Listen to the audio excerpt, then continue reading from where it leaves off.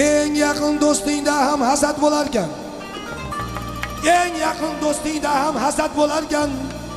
Jondan sevgan yoringda ham nafrat bo'larkan. Boringda ham yo'g'ingda ham birdek sevguvchi, mehribon otang bilan onang bo'larkan.